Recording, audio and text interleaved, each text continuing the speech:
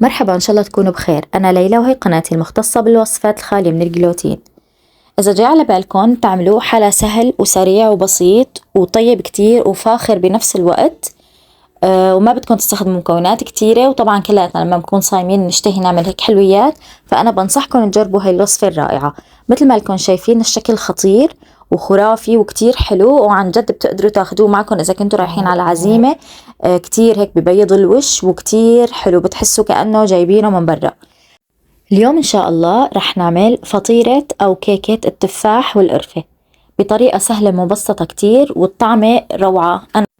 أنا رح أترك لكم أنتوا تكتبوا لي بالكومنتات رأيكم بهاي الوصفة لما رح تجربوها. أنا متأكدة بس تجربوها رح تحبوها كتير. أنا بالنسبة إلي صار عملتها أكتر من مرة وعن جد أغرمت فيها، من ناحية الشكل ومن ناحية الريحة. عن جد بتحسوا هيك ريحة البيت صارت هيك كلها قرفة وتفاح، مزيج جدا رائع من النكهات. المكونات اللي رح استخدمها بهاي الوصفة جميعها لازم تكون بدرجة حرارة الغرفة ضروري. المكونات مكتوبة على الشاشة، رح استخدمها كلياتها، ورح افرجيكم شوية اشياء انا حطيتها اضافية بالوصفة. اذا حبيتوا تضيفوها رح تعطيكم كمان نكهة طيبة اكتر واكتر وشكل احلى. اول شي رح ابلش احط بيضتين بدرجة حرارة الغرفة. المفاجأة الحلوة بهاي الوصفة للناس اللي عندها تحسس من البيض، بتقدروا تستغنوا عن البيض بهاي الوصفة، تستخدموا جميع المكونات ما عدا البيض، وإن شاء الله كمان رح تنجح معكم ورح تعجبكم. هي الوصفة الأساسية كانت بدون بيض، ولكن أنا حبيت هيك أعمل شوية تعديلات عليها لحتى هيك تتناسب أكتر مع الحساسية. رح أخفق البيض بشكل منيح، ورح أحط فوقه رشة مرتبة من القرفة. حاولوا هيك تحطوا كمية منيحة من القرفة، لأنه القرفة مهمة كتير بهاي الوصفة وهي رح تعطينا النكهة. بعد ما خفقت البيض والقرفة بشكل منيح رح أحط فوقهم تقريبا 3/4 كوب من السكر. الكوب اللي استخدمته تقريبا 220 ملي.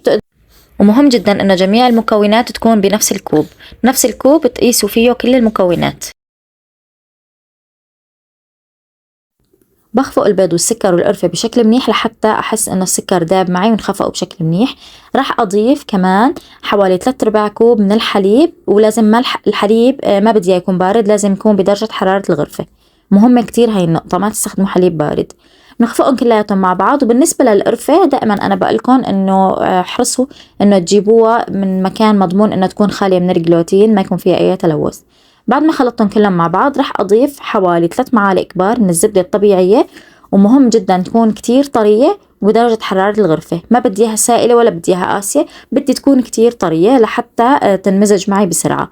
وضفت كمان شوي من بشر الليمون، كتير بيعطي نكهة ظريفة لهي الوصفة. بعدين رح أحط حوالي كوب وربع من الطحين الخالي من الجلوتين، ومعلقتين صغار من البيكنج باودر الخالي كمان من الجلوتين. بتقدروا بهاي الوصفة تستخدموا كتير أنواع من الطحين، ممكن تستخدموا طحين رز، طحين حلويات، طحين ميكس، كله إن شاء الله بينجح معكم. بتقدروا تخلطوا أكتر من نوع، الخيار إلكم. وبتضلوا بقى بتخلطوا، ومثل ما رح تلاحظوا إنه الزبدة رح تدوب معكم وتتجانس بسرعة، لأنه هي بدرجة حرارة الغرفة وكتير طرية، فما رح تعذبكم، لا تخافوا أبدا.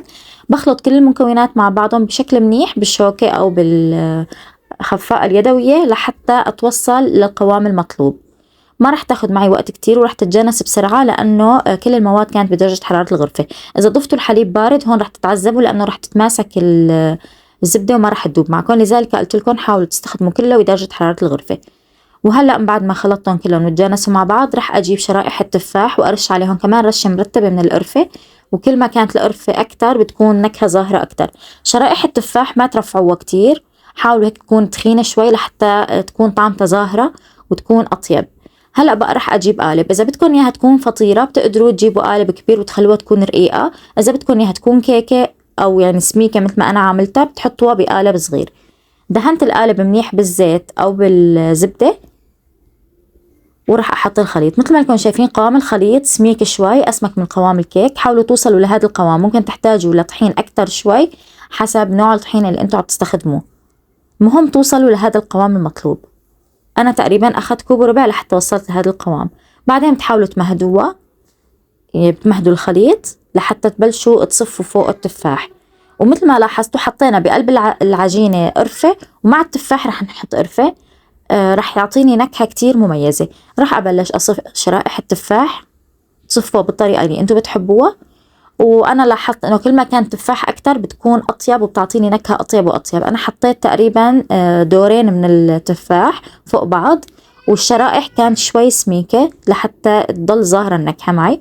وهذا كان الشكل النهائي مع رشة القرفة، وهيك بتكون صارت جاهزة. طبعا أنا قبل ما بلشت بعملها كنت مشغلة الفرن لحتى لبين ما أخلص يكون صار عندي الفرن جاهز.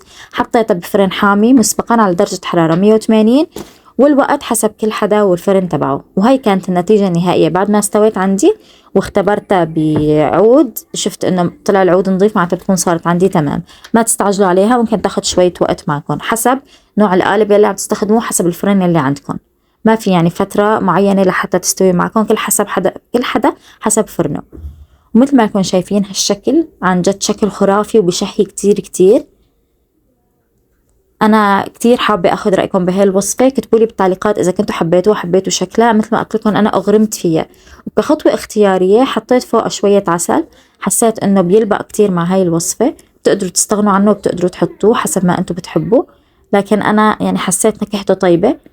هي حلاوتها ممتازة ولكن إضافة، وحبيت أضيف عليها شوية جوز كمان اختياري، جوز مفروم كمان كان كتير بيلبق مع القرفة والتفاح، وعطى هيك إضافة كتير لذيذة. بتقدروا تحطوه، بتقدروا تستغنوا عنه. الشكل روعة عن جد، يعني أنا كتير حبيته، وأنا متأكدة أنتوا كمان حبيتوه. من أحلى وأسهل وأبسط الوصفات اللي ممكن تجربوها. وهلأ رح أفرجيكم قوامه من جوا كيف صار. شوفوا لي هالمنظر، بسم الله ما شاء الله، يعني عن جد منظر رهيب. يعني هيك بتحسوها كتير فاخرة، وبتقدروا تاخدوها معكم إذا كنتوا معزومين عند حدا حابين تاخدوا حلوياتكم معكم، تاخدوها عن جد بتبيض الوش. والنفشة تبعيتها كتير حلوة، ومثل ما قلت لكم إذا حابينها تكون فطيرة بتقدروا تحطوها بقالب كبير وبتطلع معكم رقيقة مثل الفطيرة. إذا حابين كيكة اعملوا مثل ما أنا عملت. وشايفين العسل كيف عطاها لمعة مميزة، وعطاها هيك شكل كتير حلو، وكمان عطاها إضافة بالطعمة. تقدروا تقولوا إنه هاي الوصفة قريبة من الوصفات وصفات الحلويات السويدية، من الوصفات الرائعة ممكن تعملوها بشهر رمضان المبارك. خفيفة وطيبة وما كتير دسمة، وبنفس الوقت كتير مميزة، رح تحبوها إن شاء الله. وهيك كان القوام من جوا ما شاء الله، عن جد يعني بتحسوا كأنه شي جايبينه من برا. بتمنى تكون عجبتكم الوصفة وحبيتوها مثل ما أنا حبيتها كتير. وإذا حبيتوا هاي الوصفة وحابين تشوفوا وصفات تانية خالية من الجلوتين وحلويات رمضانية خالية من الجلوتين، ما تنسوا تشتركوا بقناتي وتفعلوا زر الجرس لحتى يوصلكم كل جديد. وما تنسوا تعملوا لي لايك وشير، تشاركوا الفيديو مع أصدقائكم لحتى يوصل لأكبر عدد من الناس. شكرا لكم، شكرا لمتابعة الفيديو.